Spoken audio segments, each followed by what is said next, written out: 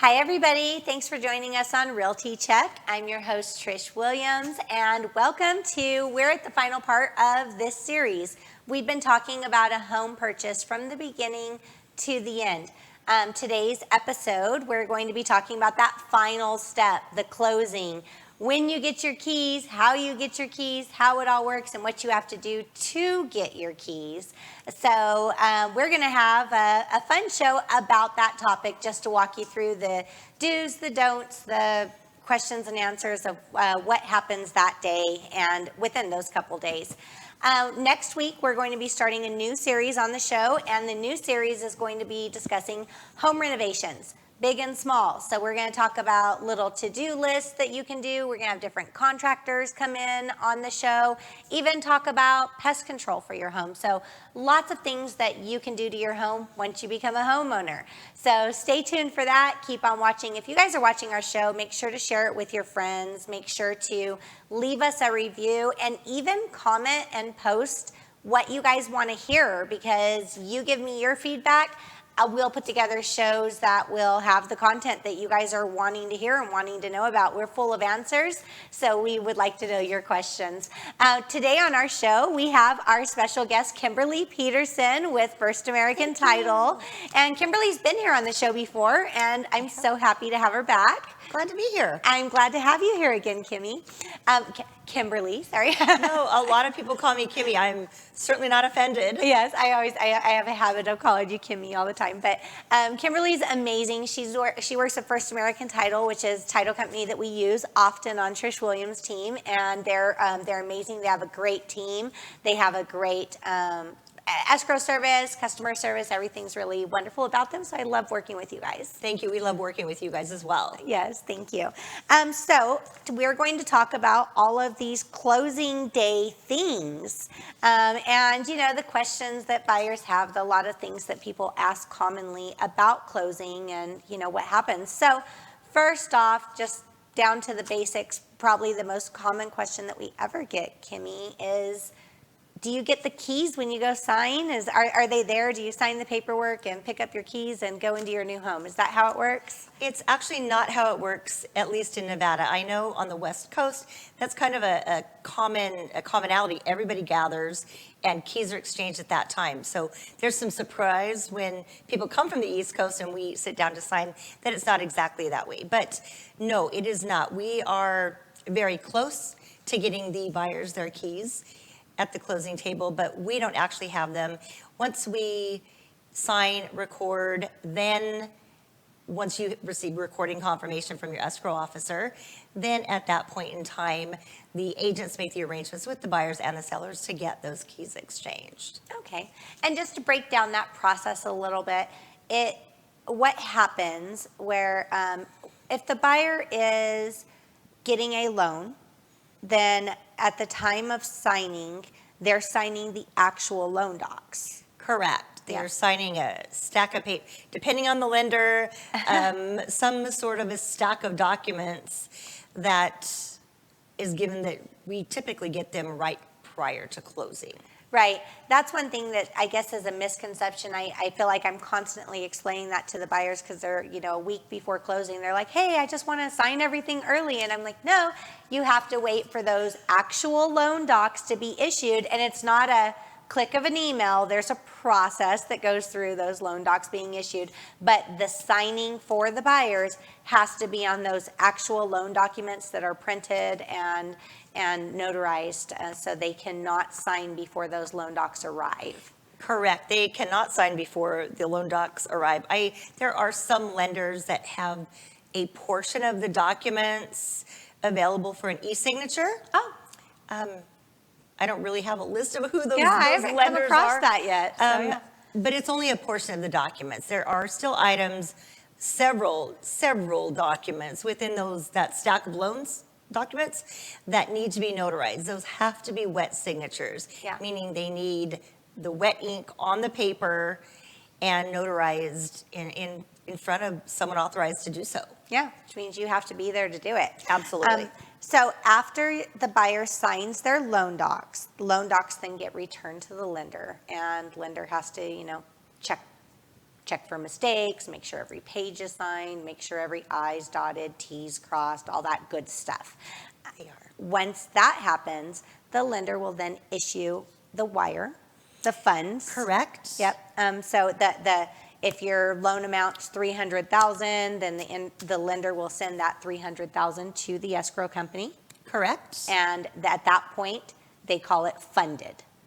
Funded by the lender. By the lender, because also if the buyer has a down payment, they have to, within this time period of signing, because sometimes the buyer don't do their wire until following the signing appointment because they have their final wire amount that they get there with the instructions at the signing appointment. Correct. Yeah. So they'll go to the bank, schedule their wire their closing funds. Then it's completely funded. Lender has funded, buyer sent in their closing funds, title has the exact amount of purchase price for the home, everything's there, all funds are received. Correct. Yep. And then it gets released to record? It is released to record. There's a process at that point that the escrow officers go through. They put together what we call a recording package. We send it to the department within our organization, and then they submit everything to the Clark County recorder. And thank goodness for this day and age, it's done electronically. When I first started, there were several people that would take suitcases of documents, and I mean, I've heard about documents. That. Yeah. And you had to go down to the recorder's office and pull a number and wait and wait and wait. And when it was your turn, they would have to sit with that giant stack of documents. Oh my goodness. And there were, all the title companies were down there. It was absolute chaos in some instances. They had a good process, but there were just so many people. So it's very convenient now that we're able to scan documents, push some buttons, and complete that portion of the transaction, which is that final step. I could only imagine, 3,000 to 4,000 closings a month, and the recorder's office has to physically have all these people down there with paper documents. That sounds insane. Paper clips, and it was crazy. Couldn't find a place to sit. Oh my goodness. And they close at 5. Yeah. They close at 5. If you weren't in that chair. Oh, yeah. Well, thank goodness for technology. Right. It can be so annoying at times, but there are so many good benefits of it. There are some amazing benefits to the technology, I will say, at least in this instance. Yeah. So in most cases, and speaking of recording time, Yes. and everything, so in most cases, the cutoff, any file that's received at the recorder's office before 3:30 p.m. usually will record that day, even if it's a little after 5 p.m.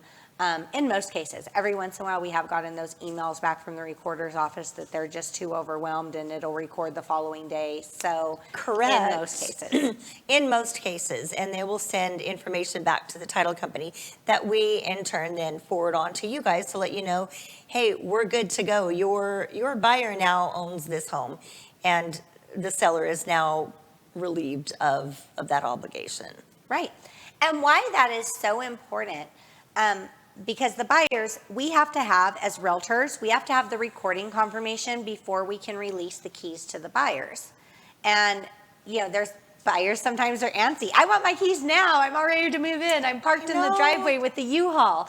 And, it is, we have to have that confirmation because technically the home is not in their name. It's not insured in their name. Anything that could happen before that recording, if the buyer goes into that house and breaks their ankle or, lightning strikes and hits the house, anything that could happen before the change of ownership is on the seller. So no, they do not want keys released to that buyer. In most cases, I don't see that happening a whole lot. Of course, that is up to the buyer and the seller. If that's negotiated, we certainly don't have any. We don't provide advice, instruction. It's up to them. But potentially there could be a risk. Yeah. And we work with some amazing realtors. I think by and large, most listing agents would have a discussion about whether or not that's a good idea for their seller. Yeah, and most definitely. If it's something that's worked out, I know that we've had situations where there has been an allowance of someone to occupy prior to closing or prior to that recording, but usually we have agreements, waivers, Correct. renter's insurance in place, things that will protect the liability on both sides, which is what what we do. We always have to look out for our parties in the best interest of whoever we're representing. Exactly, and that's what we see. Yeah. And so it sounds like a lot. We just went through a lot of steps of what happens on one day, or usually it's sometimes that all happens in one day. The signing, the funding, the recording. Sometimes that can all happen in one day, from morning to 3:30 p.m. when all this stuff happens. There are times that it's over a course of 2 to 3 days. We like it when we have the luxury of 2 to 3 days. Most times it just doesn't happen like that. Everybody's overwhelmed. Market's great right now, and we a lot of times get those docs in the 11th hour, and based on the contract, it needs to close on that same day. So escrow officers are jumping through a lot of hoops to make things happen. It's kind of amazing to sit back and watch. Right. And you work with absolutely one of the best in the business, Monica Ruiz, and to watch her on email have a conversation, still know what's going on out there. Here's something, she could be talking with me, here's something, and then provide additional instruction. It's they're fairly talented. It's amazing at what they do. It is. So there is so much. From the buyers and sellers side, everything just happens in the background, so they don't really understand all the moving parts that are going on behind the scenes that they do not see. And it's a process. The amount of people that are involved to do this. So there's a lot of coordination. It is. It's a lot of coordination. It's a lot of parties coming together because it's not just the buyer and the seller. It's the buyer, the seller, the buyer's realtor, the seller's realtor, the lender, the escrow company, the title department, the appraisers, everything. Yeah. It's coordinating so many moving parts, and usually within a 30-day time frame. I mean, when you really look at the entire process of what happens behind the scenes from a purchase to a close, it's amazing. I always liken escrow and the closing to Thanksgiving dinner. You wake up in the morning and you're cutting some stuff and you're prepping it and you put some stuff in the oven. It's going pretty smooth, and now it's dinner time. We've got rolls butter. Is the cranberry sauce out of the refrigerator? You're trying to get everything on the table. Keep it hot. Yeah. I always use that analogy. It's Thanksgiving dinner to me is. every single day for these escrow officers, the real estate agents, and for buyers and sellers. Is there anything worse than packing and moving? My goodness, that's just the worst. So there's a lot of chaos going on in their lives. They're switching utilities. They're making sure that they're buying things. And now in the middle of all of this, we have to stop. And now we have to go to the title company and sign papers. Sellers, typically we can get done a little bit ahead of time. It's the buyers that have to stop everything they're doing and come in and sign right away. And now we have to get to the bank. There's a lot of moving parts. So we always try to be sympathetic to what's going on in their lives, because moving is stressful. Yeah. And that signing day for the buyers when they do have loan docs, that uncertainty of like not being able to schedule the day and the time because you have to wait for the loan docs to arrive. Goodness, yes. Because some people are planners and just have a hard time operating in that sense of like, no, I can't tell you the day and the time exactly. We have to wait till it gets closer. And they're like, what? No, we need to know exactly when. And it just doesn't work that way. So that can be a little chaotic. And especially for people that are wired that way, that, work very precisely by a schedule, and that can be challenging. So yes, it is challenging. Yeah. So that's definitely. So when they come to the signing, what do they bring? So for a seller, let's start with the seller. What does a seller need to bring to a signing? Typically, the seller needs to show up with a form of legal identification: passport, military ID, state-issued driver's license. And almost everyone has those. We have had some instances where things have been lost, destroyed. It's always a good idea for a real estate agent, make sure your buyer has that identification. And if they don't, get a hold of us. Yeah. Let us know what's going on, and then we can try to see if there isn't a solution that we can come up with before we need to close and fund on that same day. Right. So it doesn't happen often, but I have had it happen. Yeah, and there are certain things, speaking on that note, that you don't want to find out last minute, like, oh, this person doesn't have ID, which you would assume everybody would have some form of ID, but there's people out there without ID Yes. that just, never renewed it, never wanted to go to the DMV, didn't think it was going to be an issue, and Right. boom, we're signing, and now we have an issue. Or people that are married, maybe separated, and didn't think it was important to mention. It's important to mention. We don't want to find that out on closing date, that we have somebody else that needs to come in and sign, even if they're not on the closing papers. Correct. That can happen. Divorce is typically, there's reasons people are divorced, and oftentimes, we've seen less than like 100% cooperation. So if we can start working on these things sooner than later, it's always better. It makes for a much smoother transaction. Over disclose, if anything else. Pull all the information out of buyers or sellers that you can get that you think we might need, and just forward that information on to the escrow companies. Yeah. We would rather have more information than Not not enough. enough. Yeah. Absolutely. Yeah, the last thing we want is surprises at the closing table. So, Different names, people are married, people are divorced, name changes.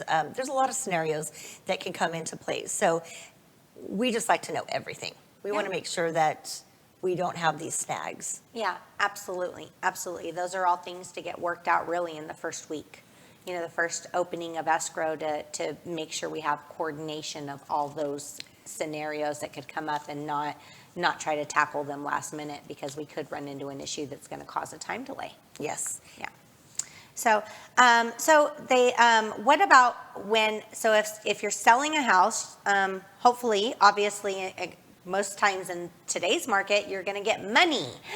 Yes. You get paid, big dump truck drops full of dollar bills right in your lap when you sell your house. So how do they get the money? What do they need to provide you guys to get their money? Do they get it the day they sign? When do they get paid? In most instances, we call that dispersing the file. So we get the funds out to people the following day, except for a lot of times the mortgage company. And that's based on the mortgage company we're paying off, based on a piece of paper we get from them telling us how long that piece of paper is good through, the amount on it that they're going to require in order to release the lien that's currently recorded on the property. Correct. For sellers' proceeds, what we call them, it typically happens the very next morning. Most escrow officers that I've ever even talked to, not necessarily even just at our company, they get those funds dispersed the following morning. If it's a morning recording, they can sometimes do it later in the afternoon. All the money goes through the Federal Reserve.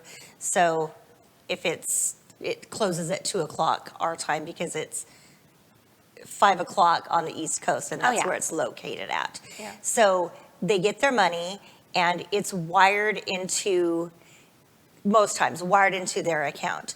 We require that they provide us with wiring instructions from their bank. Okay. That shows the account numbers, everything like that. Yes, the routing numbers, and exactly where it's going to go. Okay. And we have a form that is filled out. All that information is put on there.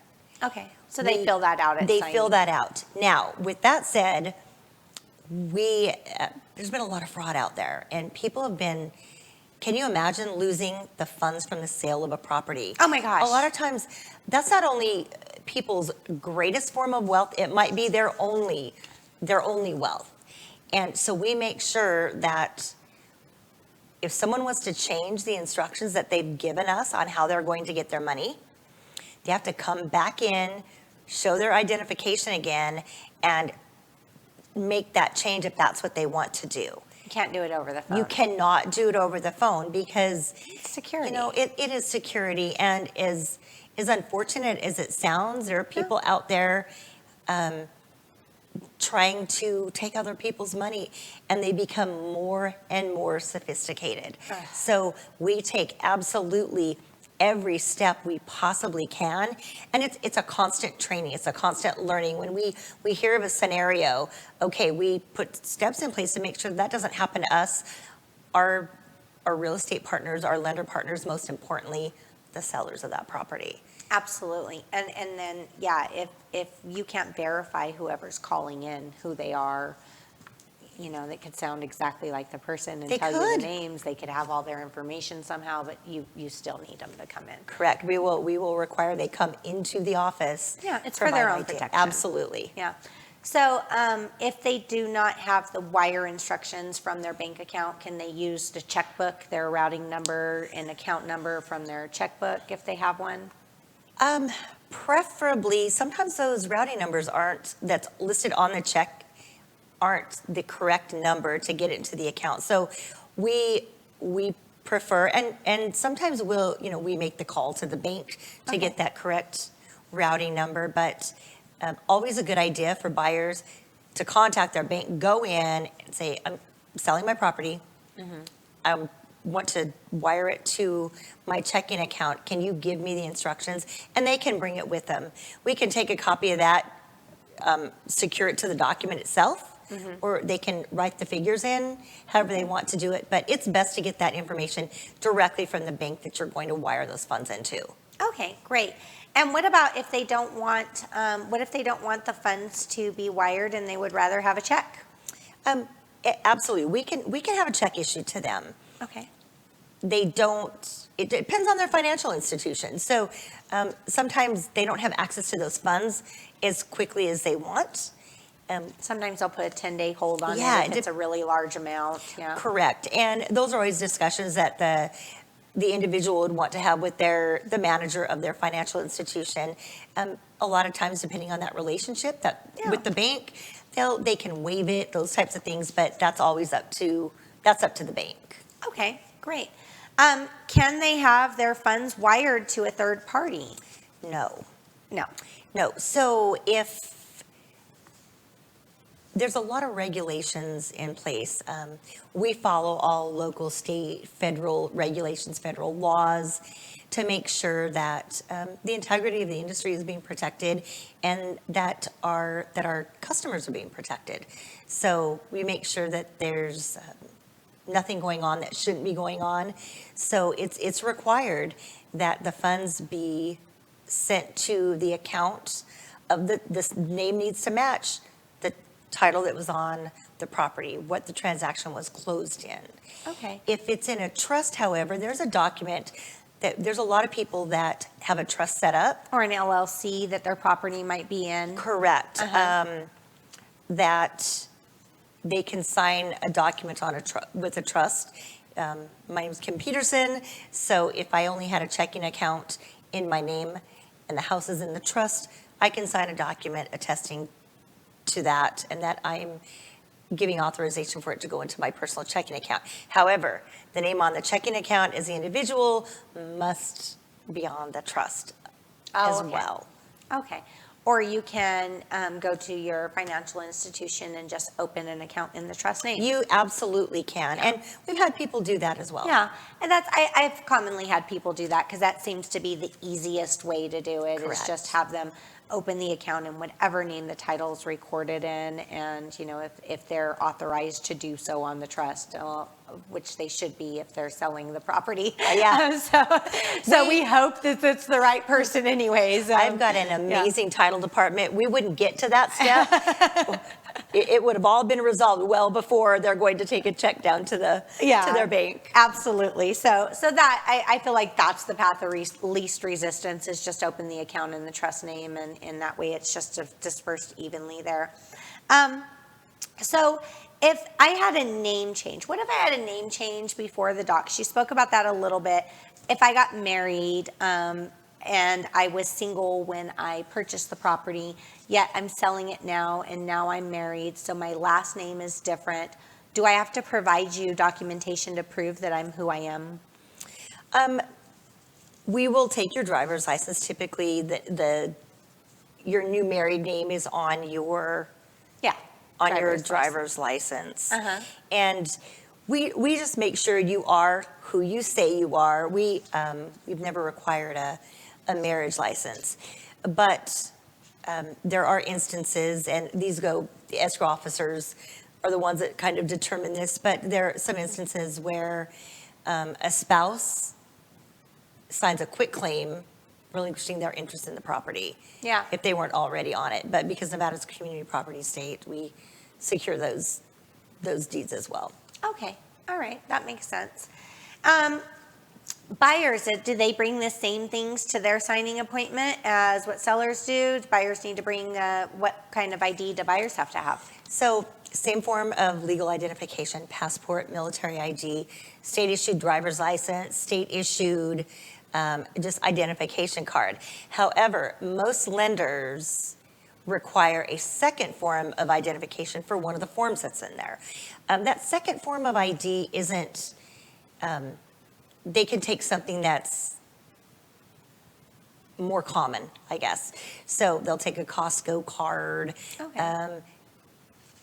Insurance identification card. People bring in social security cards. So most times we want to make sure they've got that second form of identification. Typically, that's not a problem. Almost everybody carries a wallet with them, so they've got a credit card. They've got something typically with that second form of identification, but Yeah. we wouldn't want to be there without it, because that is going to delay us a little bit. And as we talked about earlier, we don't have the luxury of a lot of extra time when we're signing these documents, because we need to close relatively quickly. Yeah, I learned the hard way early on that there are some people that travel without identification. So, so I do make sure everybody knows ahead of time before the signing appointment. Make sure you bring this to the signing. Make sure you Correct. have this in hand. Just resolves any issues, and because I some people just leave the house without wallets or IDs or anything, and Yeah. don't even think twice about it, I guess. Can a buyer, buyers sometimes will have a down payment, closing funds, closing costs, whatever, cash to bring into closing. Can they bring you cash, personal checks? How do they bring these closing funds? How do they pay their closing funds? Are there restrictions? Closing funds must be in the form of wire is always preferred. Their cashier's checks have been, certified funds have been brought in from the bank, but that creates a delay. So most of the time, lenders are going to require that the funds are wired. Yeah, I think it's up to a 7-day delay sometimes on a check to make sure it clears. And Correct. yeah, we usually do not have loan docs within 7 days of closing. I couldn't, in 18 years that I worked at First American, I don't know that we've ever had 7 days leeway to close these transactions. So, why we want the funds wired. And the wire's the best way. we've had questions about cash. Yeah, And I have too. yes, we're like, nope, we can't take cash. Yeah, it's funny. I'm like, you have that much cash you want to bring in? Like, what? No. Correct. No. Yeah. So that's wire is definitely the best way. Now, when they're signing those closing docs, sometimes they might see typos, incorrect info on the closing docs. Sometimes it happens, maybe the lender printed them out, underwriting processing never got caught throughout the process. We're signing docs and they notice this. What do we do? Like, what happens? Can they still sign them? How important is it, the spelling and the legal spelling of all the information on those? It is very important. We want to make sure our names are correct. I have a very common last name, and it's actually commonly misspelled. So you want to check that information when it comes in. A lot of times, if you're getting a loan, it's input into their system. Everything is going to print out the same. Okay. So when your buyers are looking at those CDs that they get, make sure the name, you're going to sign several of those throughout the transaction, because anytime something changes, a new one is generated. Make sure every time, and as a real estate agent too, make sure that name is spelled correctly on that CD. Yeah. Because if it's, most of the time, if it's spelled correctly there, everything else is going to follow correctly. If it's not, get a hold of the lender right away and make sure that it is corrected so that they know. And it's always okay if we're at the signing table, because it's happened, hey, my name's spelled incorrectly here, we're going to have a little bit of a delay, but we can stop things, get with the escrow officer, they'll get with the lender, and make sure that those corrections are made in time. Yeah, make sure that they're revised. So yeah, it's sometimes people might feel like, oh, I'm not going to say anything about it because I don't want to cause a delay, but that's how the title's recording, so it is super important. Correct. Yes. And no, it's not too late to make changes at signing. And even if it was something that is crucial that does have a delay, it is very important, because that is how the title to your home is recording, and it's a big deal. And we want it to be accurate. Absolutely. Yeah. All right. Well, I think we covered a lot. I mean, we answered a bunch of questions that I'm sure people have out there, and it's it seems like a lot that happens on those days, but we definitely have a good team on your side. You can work it out, and you'd be amazed at what we can accomplish through one work day. It's amazing. It really is. And we work hard. You guys work incredibly hard, and it's a stressful and exciting time for buyers and sellers. Yeah. So we want to make sure that the process, that their last experience with you, with us, is a pleasant one. Yeah, absolutely. And so do we. We want that day to be special and happy. We don't want it to be too chaotic. And, it definitely, we want that to be memorable and not in a bad way. Right. And yeah, this market right now is chaotic. It is so, it's brutal out there for realtors. I mean, it's, people, those people, they're like, hey, I want to be a realtor because it's easy. Oh no! Good luck with that. No. It is crazy out there. I mean, I've not seen things as chaotic as they are these days. Even in the last 2 weeks, it feels like it's gotten even worse. I have conversations every day with real estate agents. You guys are all I really talk to, and I hear stories about buyers agents just at their wits' end, trying desperately they have relationships with these people. They want to get them a home. So there's frustration on that end. But equally, I've heard frustration on listing agent side too, where they put a house on the market and in 24 hours, there's 80 offers. Yeah. So how do they have to look at all of those. Which one is best? Yeah. I don't even know. Yeah. And everybody's got a different method. And that's my new thing right now. I'm saying, so what do you do when you get a million offers on these properties?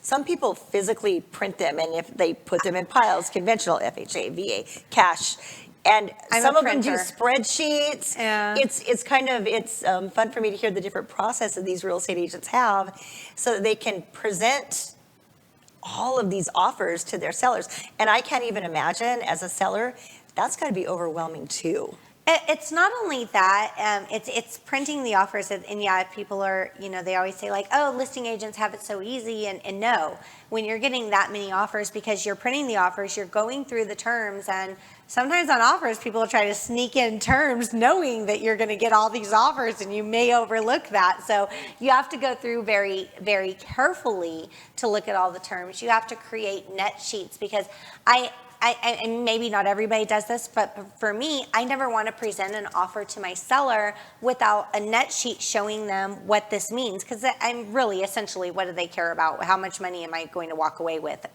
this offer?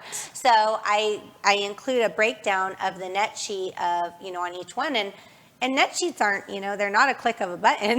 There's calculations. You have to put figures in all of those different fields. Yeah, and yes, when you get a lot of offers, it can be overwhelming. And while you're trying to go through these offers, work on these offers, and get everything worked out, you still have agents blowing up your phone constantly. Can I still make an offer? Can I do this? Do you have offers? What's your, it's just constantly, when you put a listing on the market, your phone is like a bomb about to just go off. It's just going crazy all day long.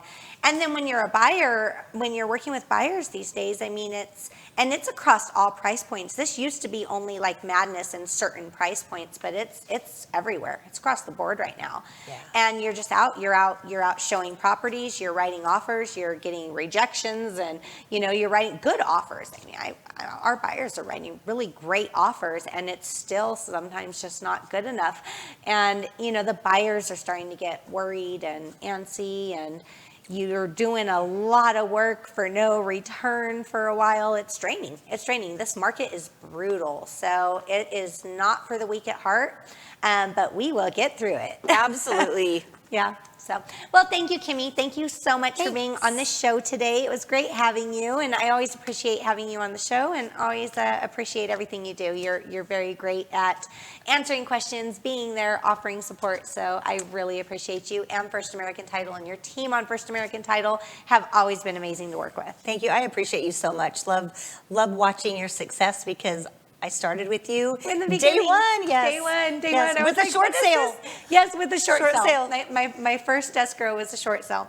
I remember. Yeah, I got broken in with the worst possible scenarios early on, so this stuff's easy. Thanks for having me. I appreciate it. All right, well, thank you very much, and we look forward to having you again on the show. And everybody out there, stay tuned. Next week, we're going to start our new series, and if you have been watching our show and maybe just found it, you want to catch up on some old episodes, some old series, they're all out there. We're on iTunes.